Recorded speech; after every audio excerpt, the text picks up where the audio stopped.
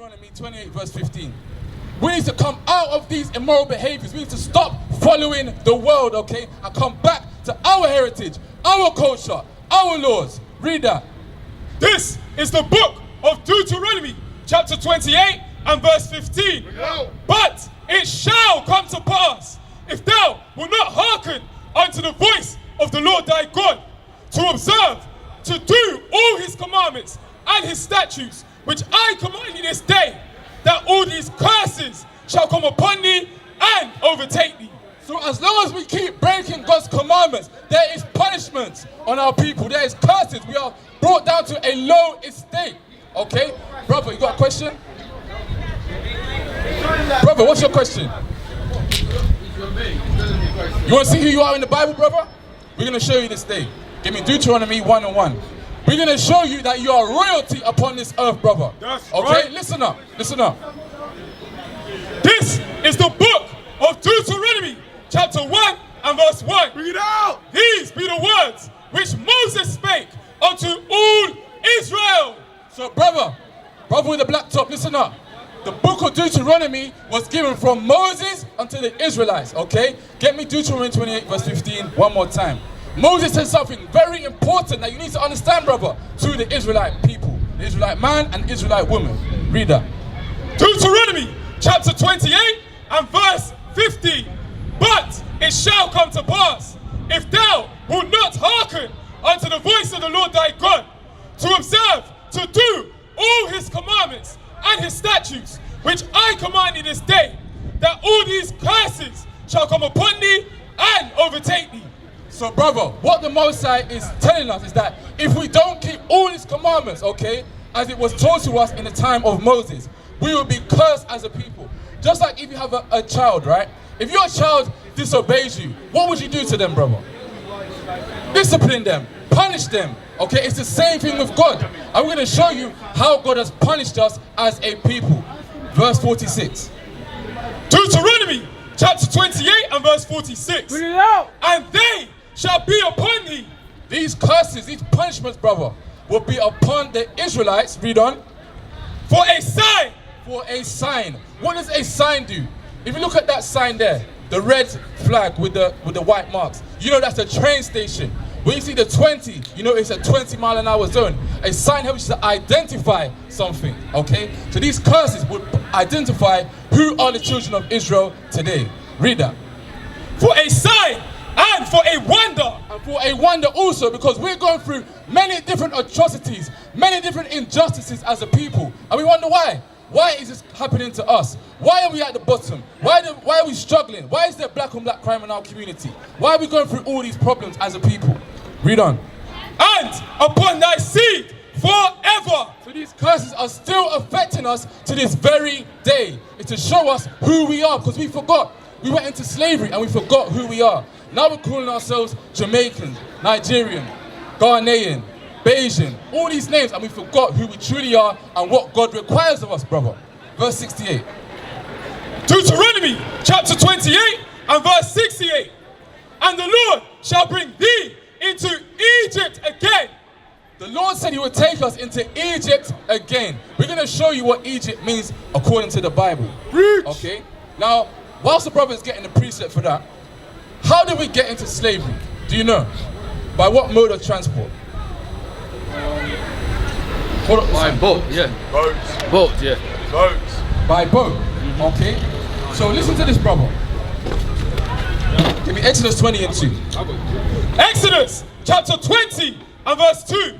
I am the Lord thy God, which have brought thee out of the land of Egypt, out of the house of bondage. So Moses took the Israelites out of Egypt, and Egypt was a place where we was enslaved. It was a house of bondage. So that word Egypt simply resembles slavery, okay? Go back to Deuteronomy now. Deuteronomy chapter 28 and verse 68. And the Lord shall bring thee into Egypt again. The Lord shall bring us into slavery again. How? With ships. With what? With ships. By what mode of transport? With ships. This is your history you're reading about in the Bible. 3,000 years before the event came to pass, okay? Showing you what? The Bible is a true book. That's right. Read on. By the way whereof I spake unto thee, thou shalt see it no more again. And there ye shall be sold unto your enemies for bondmen and bondwomen. You see that? When we go off the slave ships, we'll be sold as slaves. Bondmen and bondwomen. This is history, brother. Read on. And no man shall buy you. And no man shall save you, because they're not coming with a solution, brother. The solution is to keep God's commandments. Because remember, the reason why we went into slavery, why we was cursed, why we was punished, is because we broke the commandments. But since that time to this time, we've never kept the commandments. We've never kept God's laws as a people. Right. That's why we're going to continue to suffer.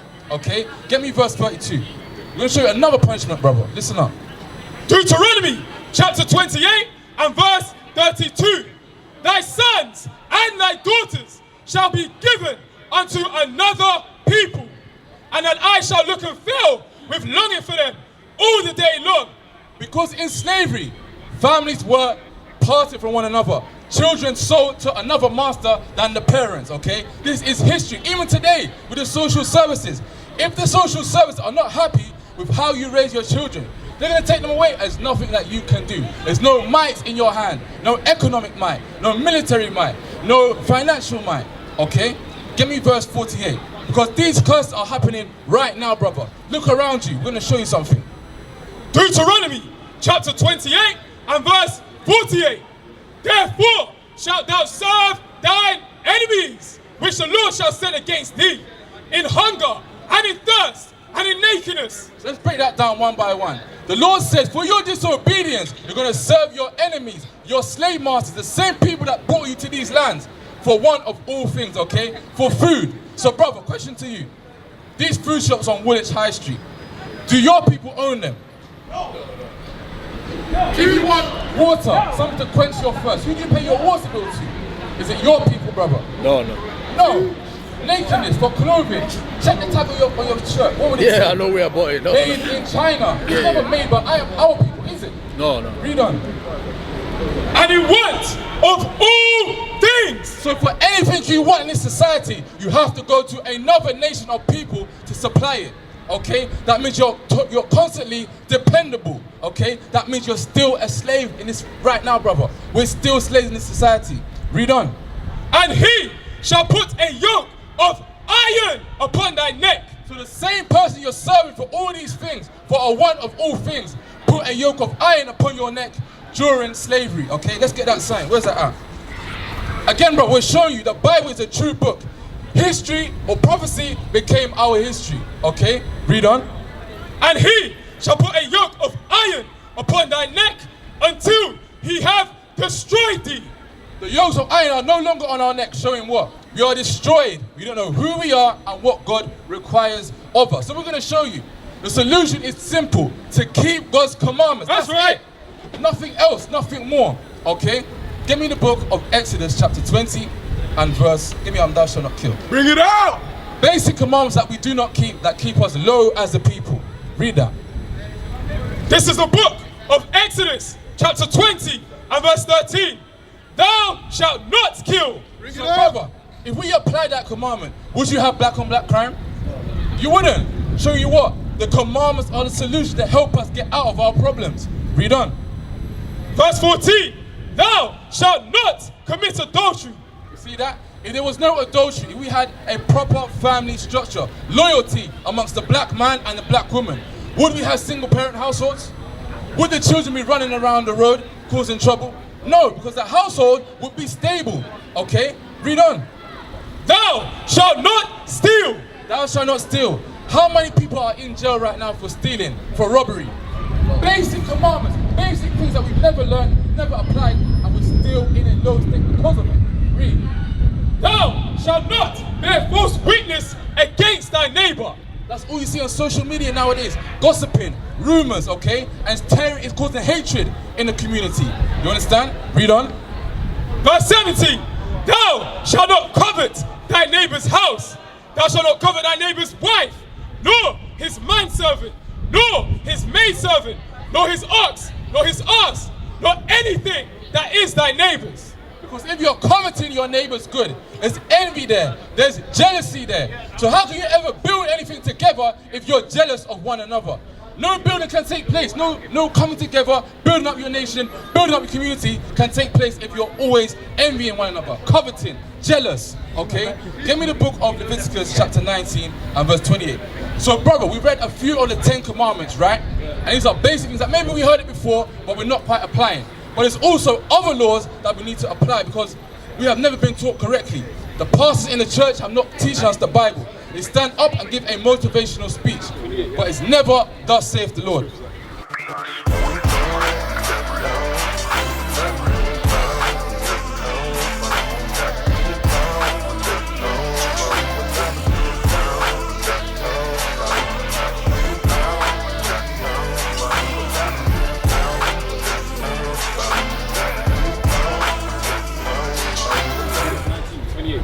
All praise to the Most High, all praise to the Most High.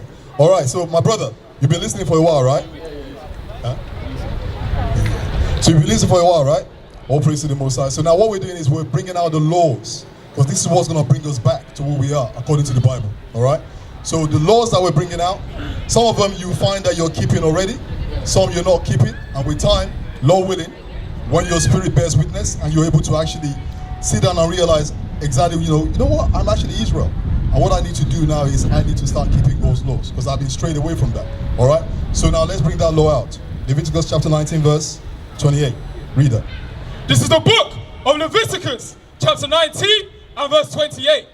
Ye shall not make any cuttings in your flesh for the dead. And verse 27. Ye shall not round the corners of your heads, neither shalt thou mar the corners of thy beard. So now my brother, we read verse 27, right? What did I say? Were you paying attention to what verse 27 was saying? We're reading the law of the Lord. I didn't get it, goes bro. back to him, all right? So Yeah. read that again for my brother. Listen. Read that.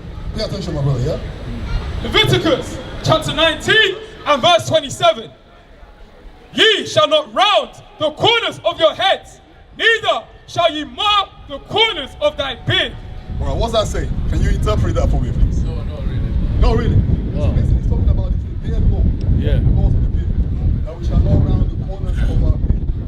Which Right? corner? Shall we shave off the corners of our beard? I think I'm quoting it right. Yeah. Right? So now, are you keeping that law? Because I don't know which corner you're talking about. Look at my beard, man. Right? Yeah. Yeah, your beard. You're keeping your beard, right? Yeah, so that's cool then.